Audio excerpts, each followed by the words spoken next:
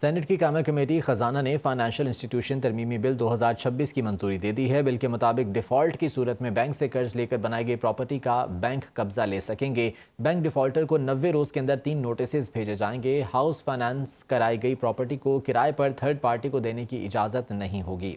Saint کی قائمہ committee برائے خزانہ نے فائنینشیل انسٹیٹیوشن ترمیمی بل 2026 کی منظوری دے دی ہے۔ اس بل کے مطابق ڈیفالٹ کی صورت میں بینک سے قرض لے کر بنائی گئی پراپرٹی کا بینک قبضہ لے سکیں گے۔ بینک ڈیفالٹر کو 90 روز کے دوران 3 نوٹسز بھیجیں گے۔ ہاؤس فائنانس کرائی گئی پراپرٹی کو کرائے پر تھرڈ پارٹی کو دینے کی اجازت نہیں ہوگی۔ یہ فائنینشیل انسٹیٹیوشن ترمیمی بل 2026 ہے جس کی منظوری دے دی گئی ہے، اور اس حوالے سے جو ہے وہ جو تجاویز سامنے آئی ہیں ان کے مطابق ہاؤس فائنانس کرائی گئی پراپرٹی کو کرائے پر تھرڈ پارٹی کو دینے کی اجازت نہیں ہوگی۔ تفصیلات جان لیتے ہیں، عامر سیال ہمارے ساتھ موجود ہیں۔ عامر بتائے گا، فائنینشیل انسٹیٹیوشن ترمیمی بل کی منظوری دے دی گئی ہے، اس بل کے چیدہ نکات کیا ہیں؟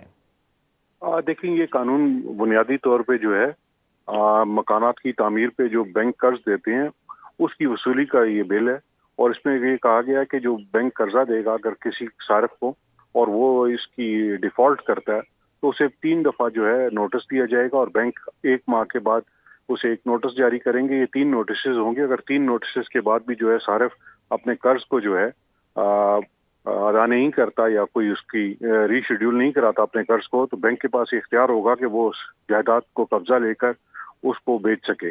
اور اس پہ کمیٹی اراکین کا یہ موقف تھا کہ بینکوں کو بہت زیادہ اختیار دیے جا رہا ہے، اس پہ جو ہے ڈپٹی کمشنر کے پاس یہ اختیار ہونا چاہیے کہ وہ تصفیہ کرے۔